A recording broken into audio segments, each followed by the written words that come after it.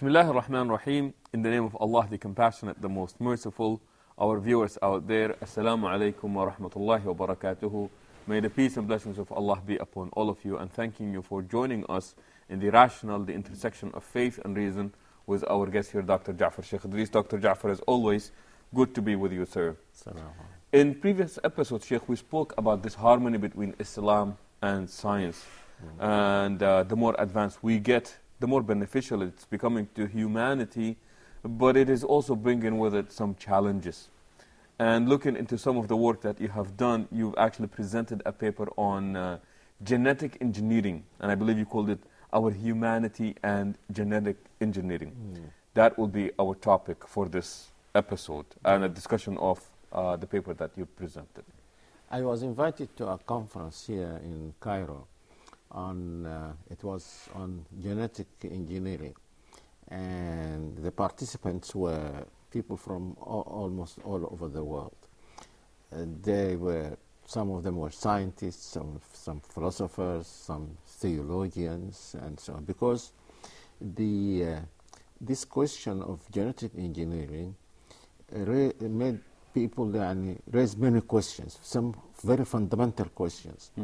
And the topic I chose was about what does it mean to be human? Because this was related also to genetic engineering, and I tried to give the Islamic what I thought would be the Islamic answer to this question. Sheikh, it's interesting that you're saying that the way we address it is, what does it mean to be human? Yes. And as if that's not very... For genetic engineering, because the question was raised, because the question is, can genetic engineering change our nature? So my reply was that what is the nature of a thing? Anything, whether it is human or inanimate or animal or so. My reply was that the nature of a thing is the collection of the qualities that make it what it is. Now, if those qualities change, then the thing will not be the thing that we know. Sure. So everything, whether it is an animal or something material or so, we say this is water, because it is composed of H2O, two molecules of hydrogen, a molecule of oxygen. If that changes, then this is no longer water. Because its qualities have changed. The same thing applies to everything else. So I said, my reply to the question is that logically there must be human nature. There must be a human nature. If that nature changes, then that thing will not be the human being that we know. Sure. So this is not a question of this is not a question that needs a scientific answer. This is a question that can be answered just logically. This was my. So I said that the real question would be, what is that nature? Not whether we have nature or not. That question, the first question must be settled, that we must have a nature. What kind of nature do we have? as humans. As humans. Do we have a fixed nature? Do we have a fixed nature?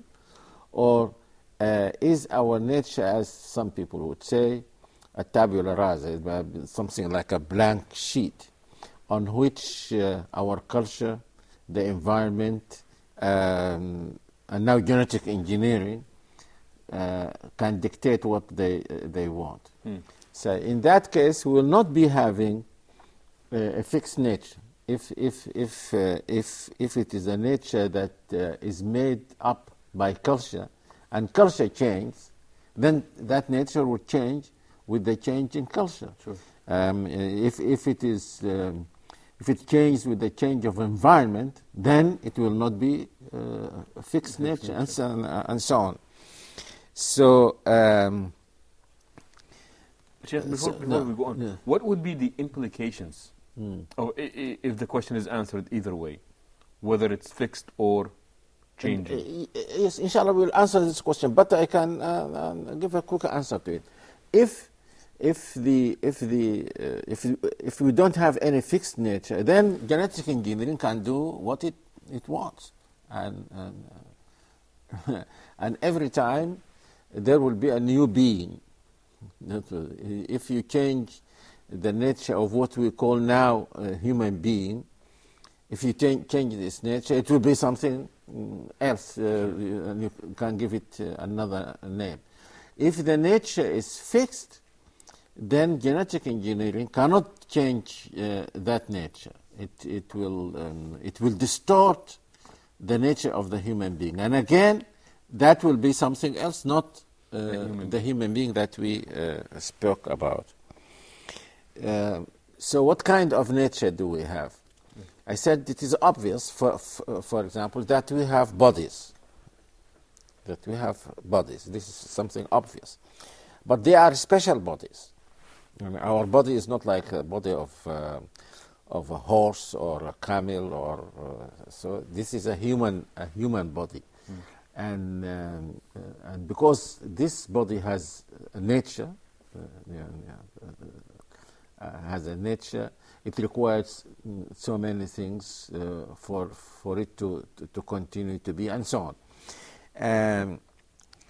We have also mental qualities, which it seems to be clear are very necessary for something to be human. To have these, to have what seemed to me to be three necessary mental qualities: the ability to think, the ability to know, and the ability to will. If something is intrinsically lacking these three things, then I don't think you can call it a human being. So the collection of our physical appearance in the form of a body that we have, in addition to the mental qualities, intrinsic mental qualities that enumerated some of them, would give us what we know to be the fixed nature of a human being. Because the body by itself, and you must have seen some apes that look very much like human beings. But they lack these qualities, so they cannot be human. Now, can engineering, can genetic engineering make any change in these qualities? It seems it can. Just like even without genetic engineering, you can mutilate a human person, and as a result make change in his mental abilities.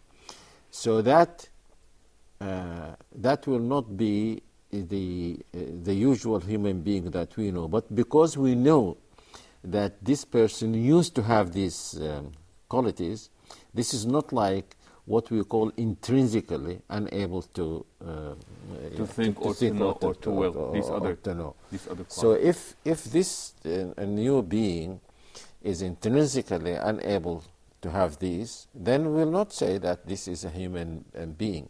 Can genetic engineering do this? It seems it can. But the person or the being that it comes up with as a result of that interference will not be the human being. Will that change all human beings, all humanity? No. I said that this will apply only to the people with whom this genetic engineering interfered. We don't know whether they will continue to reproduce as other human beings did, whether their offspring will be like them. We don't know this. But fortunately, other human beings will be there, and they will continue to reproduce as usual. And continue to produce the humanity as we know it. So I said that, so I'm not very much worried about I don't want this to happen even to one human being. But to say that this will change humanity is not true. They will not interfere with or do this to all human beings all over the world. Jeff, in your paper, after you presented this part of it, the question that was asked, is it in the best interest of humanity Yes. to allow such things to take place? No, that was my conclusion, and it was just like I agreed with some other non-Muslims that were concerned with this problem. Some scientists, some theologians, some philosophers. We don't think so. We don't think that it is in the. And my answer was, as a Muslim, I think that the human being is the best animal, at least. The best animal. So if you make, you cannot make any change in it and make it better, because as it is the best animal.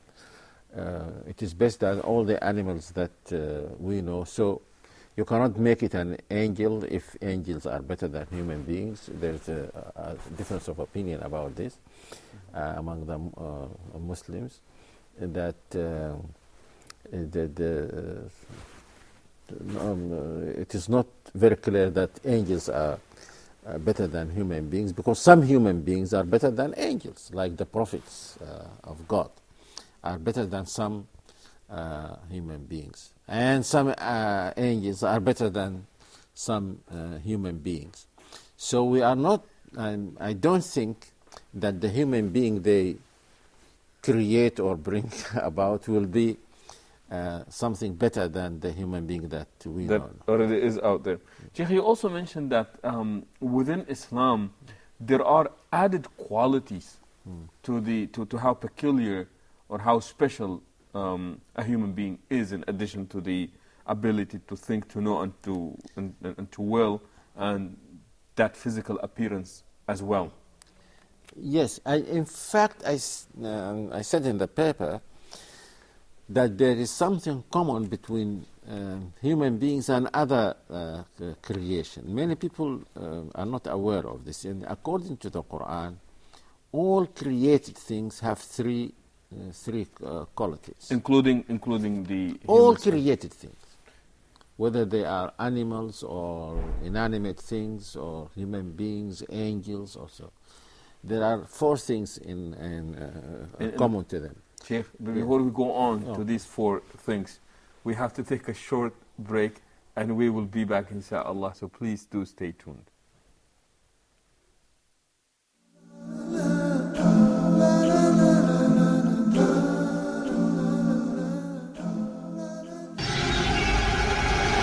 Dear viewers, Huda programs can be watched in the English section of the in-flight entertainment directory on board all Saudi airline flights, domestic and international. Sit back, relax, and enjoy watching Huda's entertaining and enlightening shows on your trip. Huda wishes you a safe and successful journey.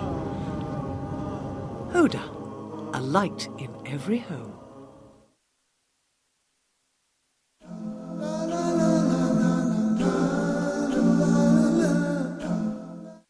Assalamu alaikum wa rahmatullahi wa barakatuh, and thank you for joining us back again in the rational, the intersection of faith and reason.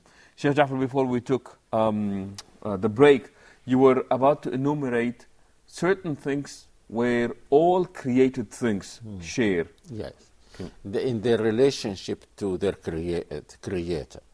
In the Quran, everything is a Muslim.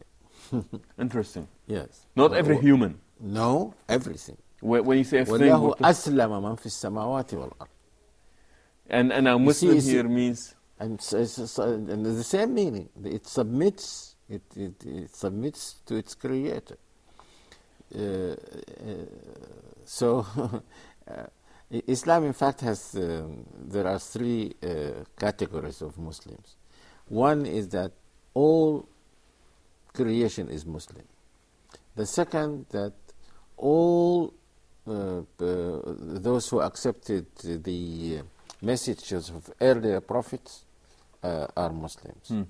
And with a special sense that we now use, all those who accepted the message of Prophet Muhammad are Muslims. So there are three, not four, three categories of Muslims. So all creation is Muslim. And that includes the animals, the plants, Everything. the mountains, Yes. everything. And everything glorifies God. سبح إلهي ما في السماوات وما في الأرض. To Allah sings the glorification, whatever is on heaven, whatever is... And everything prostrates, makes sujood to Allah. Yes, Sheikh, I'm sorry, when you say everything, you are literally meaning the word everything. Yes. But it makes sujood in its own way, according to its own nature. All these different creations have different natures. So they make submission according to their nature. They glorify God according to their nature. They make prostration according to their nature. And they are obedient to God according qunut. Qunut means obedience. So human beings, as created things, have these four qualities with other beings, with other creation. With other creation, not with necessarily other creation. Beings, no. Interesting. But humans have something special. In addition to these four they have things. something special. First, Adam, according to the Quran, as you know, was created in a special way. This is an honor to human beings, that God created the first human being, is said in the Quran, with my own hands. So it is not like the creation of other animals or even other beings. This is one thing. Then, Sheikh, when you say with his own hands, you're saying that the molding of a human being according to the Quran. We don't know the how of it. Right. But the reference was فَإِذَا سَوَّيْتُهُ, when I have molded him and shaped him and خلقت بيدي. خلقت بيدي, created with my own. With my own hands. خلقت بيدي, with my own hands. Then he made, breathed into him a special thing called ruh. Ruh. Some people make the mistake of thinking that this ruh is part of God. It's left him and resided in the human being. And some very good Muslim thinkers think so, but this is wrong. And as a result, they say that there is a divine element in the human being. This is not true, because the ruh is one of God's creation. It is not part of the Creator. What is the nature of that ruh? We don't know, but we know some of its activities as human beings. So he was created. So in other words, divinity is not to be assigned to us. There is, according to Islam, there is nothing divine except the Creator.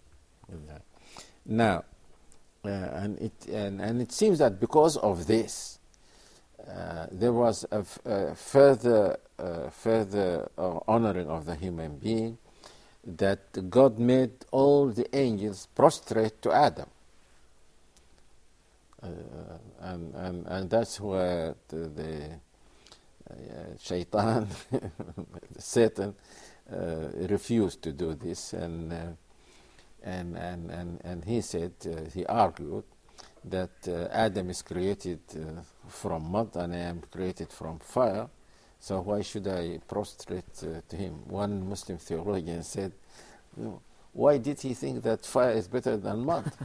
And then he began to give reasons why mud is better than fire.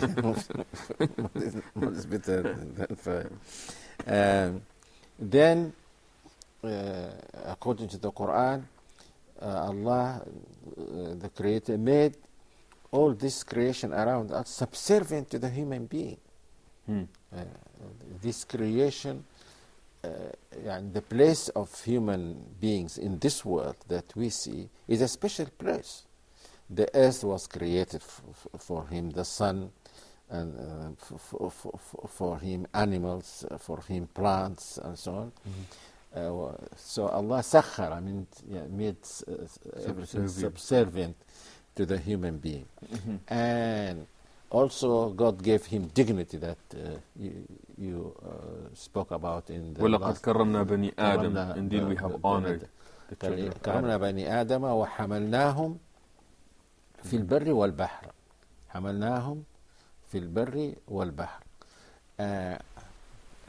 Now I'm going to express just a personal idea. I thought about this verse, and I asked myself, perhaps you can, perhaps you have an answer to it. Is there any animal or being other than human beings that travels by sea? Because Allah says, حملناهم في البر والبحر. And even by land, they don't just walk. They use other animals or machines or so. This is one of the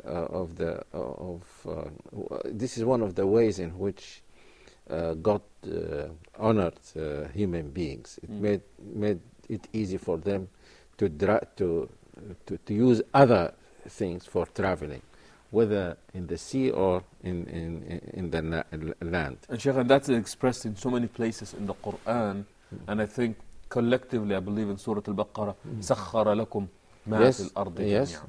Yes. Then perhaps the last one that I thought of was knowledge.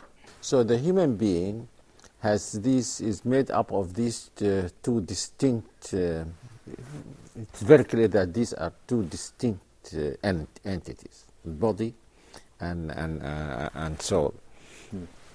The proof for the fact that these are distinct, is that from the verses of the Quran, it's very clear that Adam was first made of this mud, and then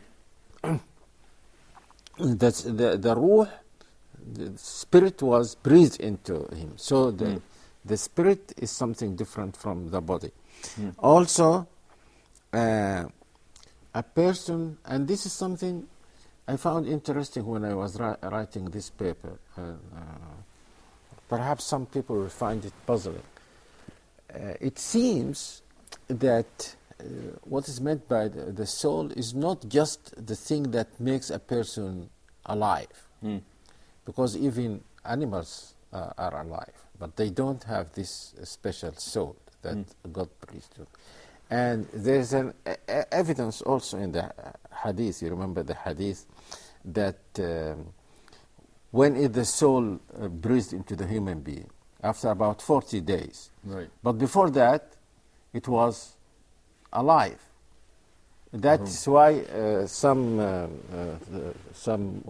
scholars say that you can have abortion before that, because that is not yet a human being. Of course, there is difference of opinion about this. But this shows clearly that the soul is something different from the whatever that makes an animal living, because animals also have things. Also, the soul, at the hour of death, the soul leaves the body. So it must be something different from the body. The fourth evidence is that in the hereafter, especially in paradise, people will have different bodies. I mean, not different, but I mean they will have a different body. The nature of that body will not be the same as the nature of the body that we have now. For example, people never get tired, they never sleep, they don't go to the bathroom. So they must be having a body that is different from the body that we have now. All this goes to prove that the most important thing is the soul and not the body. The body is subservient to the soul. But the soul cannot work without this body. Interesting. Sheikh, I'm not sure if you know of any other beliefs or faith groups that have the same distinction that we Muslims have with regards to faith. I think Christians and Jews and Jewish people have the same distinction. Interesting. Yeah. Interesting. Because they all believe that Adam was created in a special way and so on. In all these books it is only some of the crude materialists who say that only bodies exist, and they find it their position cannot be defended. Because what about thinking? Thinking is not something. They say that it comes as a result of some change in the brain, but still, this is not something physical. Every person can know from his own experience that to will or to think, to love, and so on, is something different from having some bodily change. So there is a proof even in our personal life that there is something other than this physical body. Okay. Sheikh, do me a favor, I think we're just making an introduction to the final conclusion with regard to Islam and genetic engineering. Yes. But we will have to save this for the next time we meet, inshallah. With this, we come to the conclusion of this part of our program. Thanking you for joining us and hoping that you would join us next time as well. Until then, we say so long and assalamu alaikum wa rahmatullahi wa barakatuh.